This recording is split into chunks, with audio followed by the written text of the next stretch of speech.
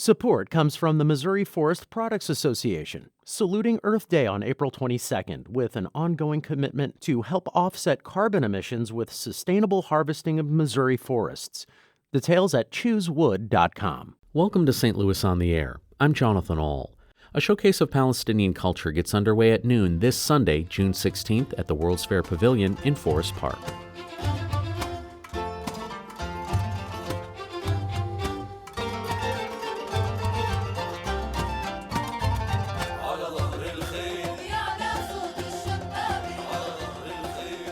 Palestinians are often portrayed in the media only when it comes to Israel-Palestine conflict, but not much is discussed about the nuances of their culture. The Palestine Heritage Festival brings together all aspects of Palestinian life, from music, dance, and food to history and architecture. I recently sat down with members of the planning committee, Muath Salama, Sarah Omar, and Madi Mikbel, to see how they define Palestinian culture.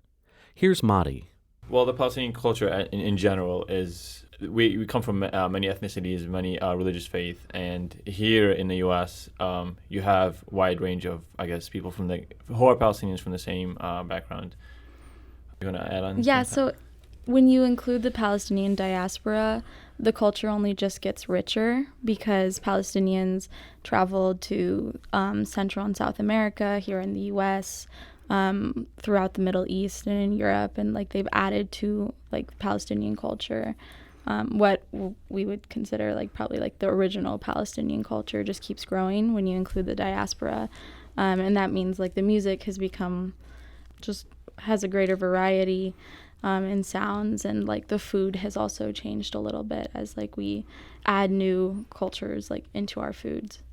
Can you give any examples of how, maybe in music and food, that there may be an element of that in Palestinian culture that we may not suspect as much because of a perception of what we would define that culture as? Yeah, so one really big example to me is the cactus fruit, or the prickly pear. Mm-hmm. The cactus is native to Mexico, but we eat it in Palestine, and Palestinians in the diaspora eat it all the time, without actually knowing that the cactus comes from Mexico.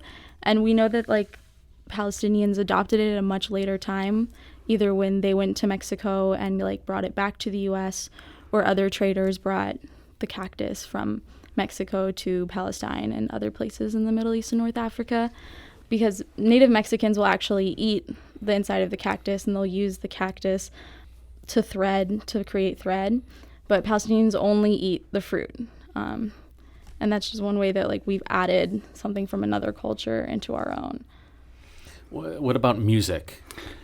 Oh, music. It's music. We have the what's called Dabke. We have our special dance, which is the men's get together, men and women.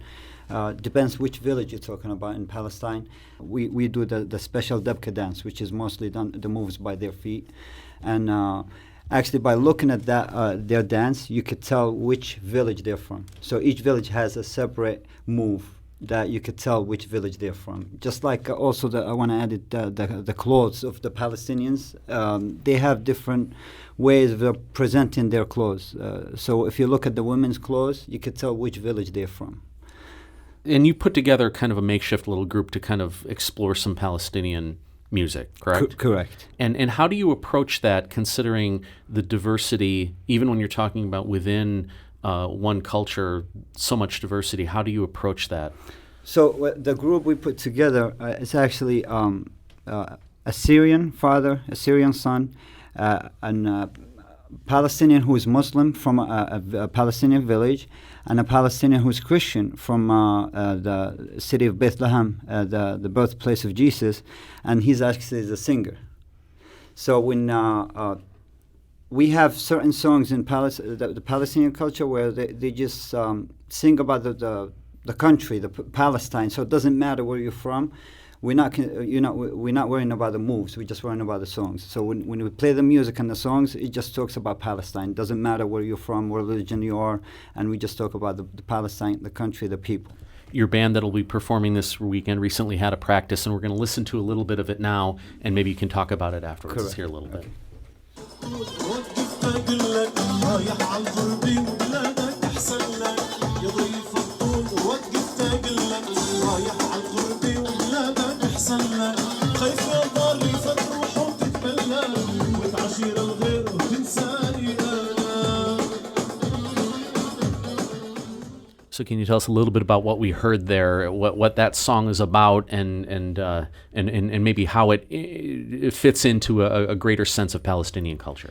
Actually, that song was written, I forgot the name of the artist, but the whole story of the song is this woman that the guy that she's in love with is migrating to a different country, and she just wanted to give him like a message, like to take care of, like, never forget your land, never forget your country, no matter which country that you end up with. And that song is just like a constant reminder, like, to Palestinians who are in the diaspora, like, this is your country, this is your home, and no matter where in the world you are, just remember that Palestinian is your country. So it's just a very, I guess, nationalistic kind of song as well, that people remember Palestine whenever they hear it. Does it make it more difficult, or is it easier to kind of have that sense of culture with a diaspora where people are very much spread out all over the world? In somewhat, it brings people in together because Palestinians, we've been through a lot, and as far as oppressions and everything, and anything that has to do with a culture, whether it's music, whether it's dance, cuisine, there's a sense of unity in the things that we share and the things that makes us Palestinians. Listening to the little bit of music that we heard, and from what I know of the food, for Americans, it's very difficult for us to see a lot of the subtleties in this because there's so much similarity with other Middle Eastern or Persian or Arab foods and cultures and dances and things that it's difficult for us to see the slight variations and the differences. And a lot of times when culture is presented, it ends up being homogenized into this one thing. Correct. How do you educate people on the diversity of Palestinian culture and the subtleties of it, and how it sounds, looks, tastes different than maybe other Middle Eastern cultures that we perceive? Well, some of the Palestinian dishes are original Palestinian dishes. They might be used in different countries. And some of the sweets, especially the sweets, I'll give you an example, is the Knafeh. And tell us about Knafeh then. What is that actually? So it's Knafeh is a shredded dough with some sweet cheese. And it's soaked in syrup. Now they make it because of the diabetes, they make it sugar-free Knafeh, but the real sugar Knafeh tastes a lot better than the sugar-free Knafeh, which is baked and then it's turned upside down. So, and that's the sweets. Another dish we have, a Palestinian dish, and it's I haven't seen it in other country except if you're like a Palestinian living in a different country, which is the maglouba, the upside-down dish, which is rice with vegetables and chicken, and some people use meat with it. And that's another dish that we have in Palestine. Now we have the hummus and the falafel, and that's another dishes we have.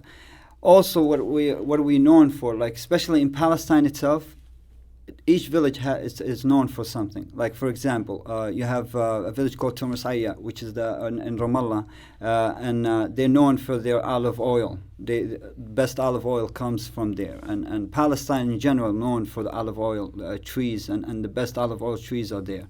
Beit Lahem is not, the birthplace of Jesus, is known for their craving on the olive oil wood, and we actually going to have a person from Beit Lahem on the festival selling these kind of engravings, and they actually about 5 vendors over here from Beit Lahem, Christian Palestinians who sell these things, and they actually make them back in Palestine and bring them here and they sell them. Another thing, like the village I'm from, it's called Deir Ban, which is depopulated. We were known for our grains, and the best grains come from there. So it depends which village you're talking about, and each village has its own specialty, and that's what we are trying to showcase. The festival is Sunday from noon to 7 at the World's Fair Pavilion. Sarah, who do you want to have come to this, and what do you hope they'll take away from it? Yeah, I hope that the Palestinian community comes, and I think that they will show up. And it's a really important time for them to be able to cherish and rejoice in celebrating our culture. But I also want the greater St. Louis population to attend, because Palestine isn't always portrayed as positive in the media. And so we want a chance to show like our culture and like show the differences, the nuances, as Muath was pointing out, between Palestinian culture and other Arab cultures that tend to get homogenized. And when you come to a specifically like Palestine Heritage Festival, not just like an Arab Heritage Festival, you get a chance to see those nuances. And is there any one takeaway that you would hope that someone who had never really even thought about Palestinian culture would take after being at the festival? Yeah, I hope that they walk away feeling a sense of like love and compassion for the Palestinian people and their culture. That was Sarah Omar alongside Madi Mikbel and Muath Salama discussing Palestinian culture and this Sunday's Heritage Festival at the World's Fair Pavilion in Forest Park, which involves food, music, kids' activities, and more. This is St. Louis on the Air on St. Louis Public Radio, 90.7 KWMU.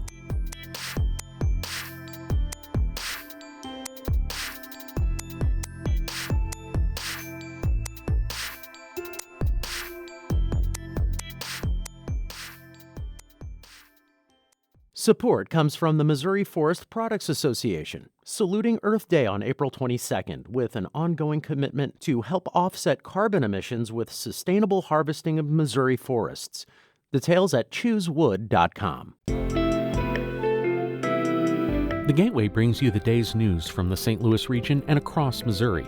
It also includes stories from the Illinois side of the river and our Metro East reporter, Will Bauer. In Alton, in Belleville, in East St. Louis, in Edwardsville, in Cahokia Heights, at Scott Air Force Base, I'm Will Bauer, St. Louis Public Radio. Listen to reports from Will and all of our journalists weekdays on The Gateway, on the STLPR app, and wherever you get podcasts.